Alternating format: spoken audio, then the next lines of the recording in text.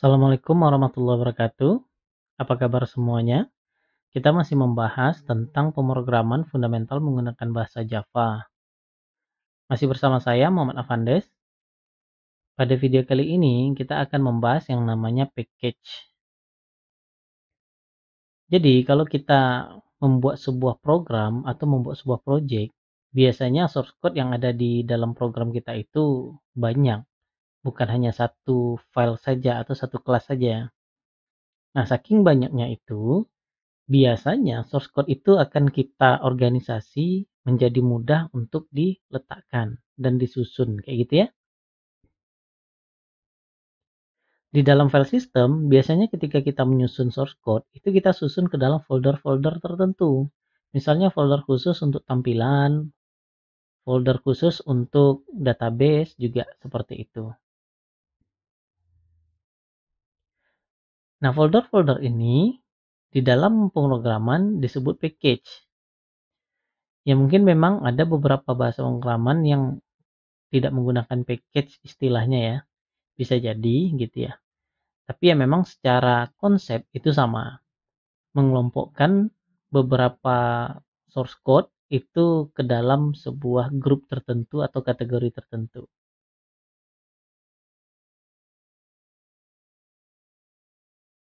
Package ini akan memudahkan kita untuk menyusun source code yang kita miliki. Source code yang jumlahnya banyak itu akan bisa disusun sesuai dengan sifat dan kategorinya masing-masing. Nah, berikutnya kita akan cobakan bagaimana cara membuat package. Nah, ini khusus di Java. Cara membuat package-nya itu dengan keyword package, terus dilanjutkan dengan nama package-nya. Oke, kita cobakan ya. Kali ini saya menggunakan IntelliJ IDEA. Kalau menggunakan IDE ini, sebenarnya kita gampang saja bikin package. Kita bikinkan saja new package gitu ya. Contohnya package yang pertama ini adalah model gitu. Nah, di dalam package model ini nanti saya bikinkan misalnya kelas persegi. Oke, jadi ya, kalau kita menggunakan IntelliJ IDEA, biasanya IDE ini akan otomatis membikinkan keyword package-nya beserta nama package. Nah, ini sudah otomatis ya dibikinkan. Ini tandanya source code atau kelas dari persegi ini berada di package model. Kalau seandainya kita bikinkan di luar package model, misalnya di src ya, di source, itu saya bikinkan misalnya main class. Nah, perhatikan kalau di main class itu dia tidak ada package karena memang dia berada di eh, package yang paling dasar sekali gitu ya. Kalau di Java itu istilahnya adalah package default. Package default itu yang nggak ada nama package-nya.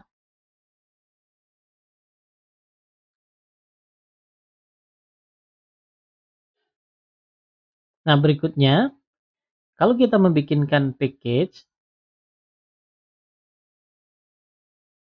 kita harus sertakan juga folder aslinya di dalam file system. Yang seperti yang saya bikin ini, itu di dalam file system memang benar-benar ada foldernya. Coba kita lihat foldernya ya. Nah, ini foldernya.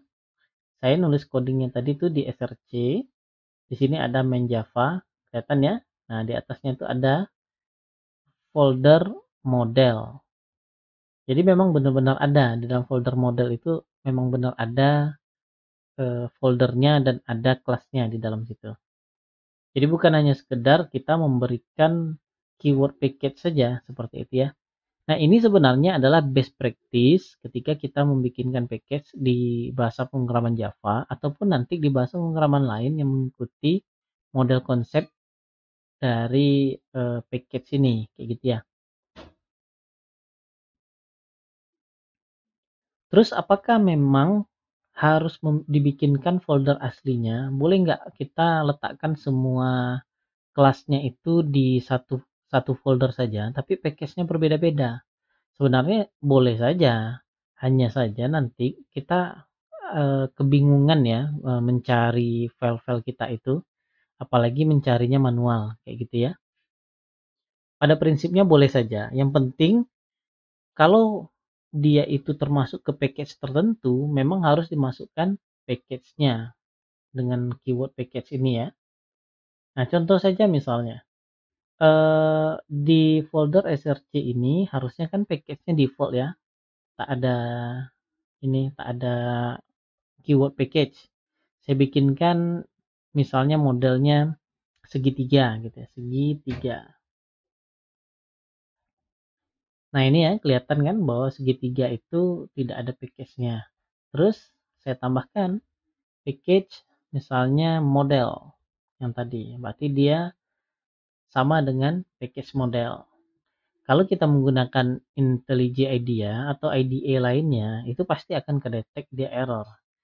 Ya ini bisa diabaikan saja sih sebenarnya. Ini error karena memang IDE itu ngedetek bahwa dia tidak konsisten. Harusnya kan dia ada di folder model. Sekarang ini malah keluyuran ke folder default kayak gitu ya. Tapi kalau kita jalankan sebenarnya ini tidak terlalu masalah. Misalnya saya jalankan di folder main misalnya. Saya coba gunakan dan jalankan kelas tadi kayak gitu ya. Segitiga. Kan segitiga ya. Import model segitiga. Terus saya bikinkan objek sama dengan new segitiga. Berikutnya saya shortkan objek to string. Ya, gitu aja ya. Saya jalankan, run. Nah, sebenarnya sih nggak ada masalah ya, jalan-jalan aja kayak gitu. Karena sebenarnya yang paling penting di dalam package ini adalah keyword package-nya. Kalau keyword package-nya sudah kita bikinkan, maka dia akan dianggap sebagai kelas di dalam package tersebut. Walaupun sebenarnya dia berada di satu satu folder dengan kelas main. Jadi walaupun dia berada di satu folder dengan kelas main, dia dianggap sebagai kelas yang berada di package yang lain. Seolah-olah segitiga ini ada berdampingan dengan persegi. Seperti itu ya. Hanya saja ketika kita implementkan seperti ini, kita sendiri sebenarnya yang kerepotan. Apalagi kalau kita bikinnya nggak menggunakan IDE ya. Kita bikinkan seperti itu saja gitu ya. Nah, ini akan mempersulit kita sendiri dalam mengetahui dan mengelola file-file yang ada di dalam project kita.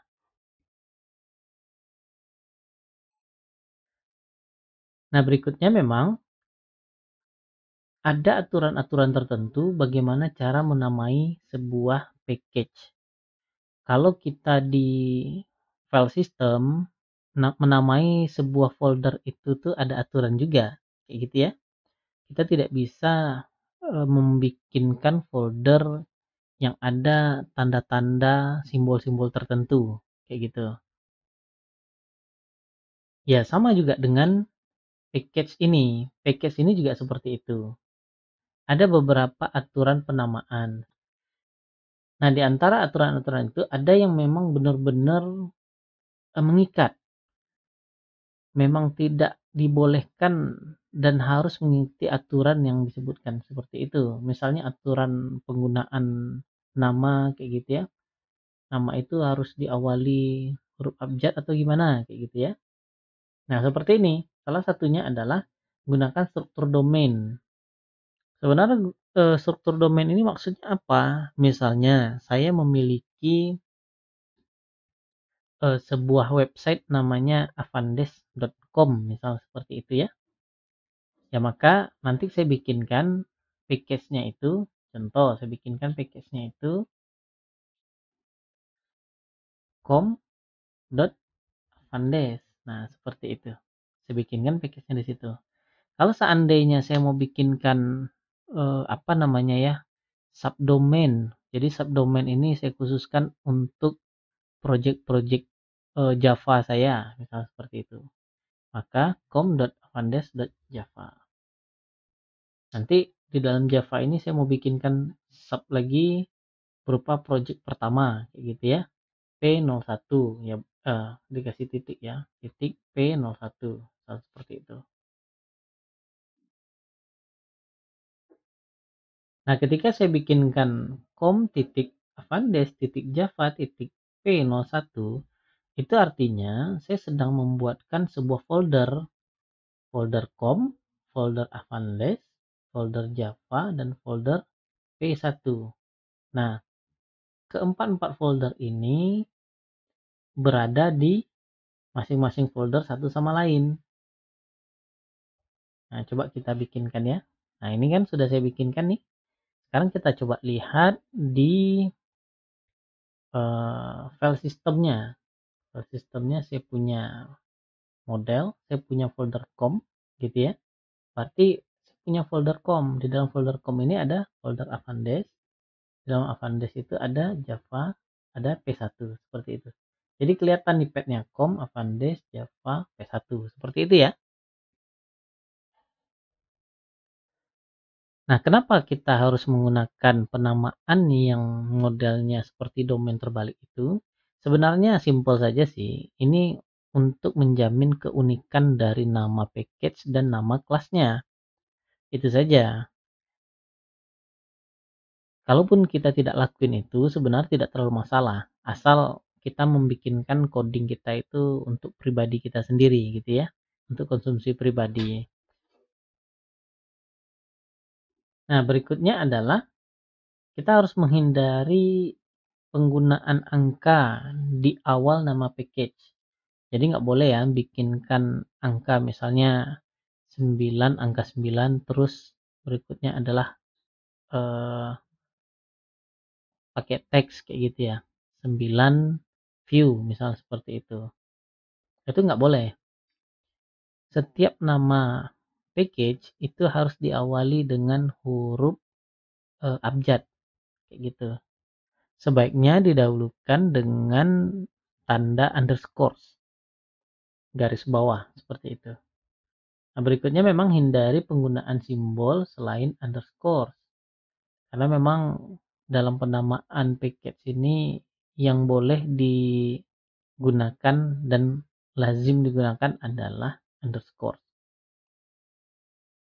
Kalau memang kita tidak terpaksa harus melakukan spasi di dalam nama itu, ya kita usahakan tak perlu pakai spasi. Tapi kalau memang harus pakai spasi, gunakan underscore juga.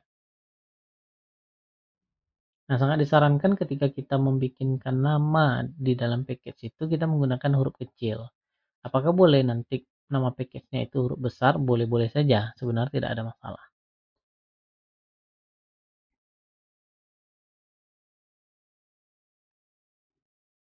Nah, selanjutnya ketika kita sudah memiliki package, sudah ada kelas di dalam package-nya, bagaimana cara kita menggunakan kelas-kelas yang ada dalam package? Yaitu dengan cara import. Import nama package atau import nama package beserta dengan nama kelasnya. Nah, itu tadi kita sudah contohkan ya. Nah, seperti ini ya. Kelas main itu berada di dalam package default. Dia menggunakan kelas segitiga yang berada di dalam package model. Maka dia akan melakukan import. Import model saja sih boleh. Gitu ya, tidak perlu harus segitiga gitu ya. Import model kasih titik bintang. Seperti itu.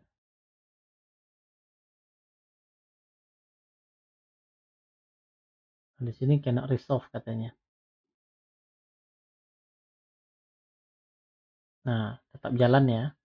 Ya walaupun di sini jatuhnya nggak bisa di IDE ya, karena memang di IDE itu hanya memastikan setiap kelas itu berada di dalam folder package-nya kayak gitu. Nah, oke. Paham ya sampai sini ya? Oke, kalau paham, mungkin itu saja materi kita tentang package. Simple sih sebenarnya. Kedepannya kita akan sering menggunakan package untuk pembelajaran kita ya.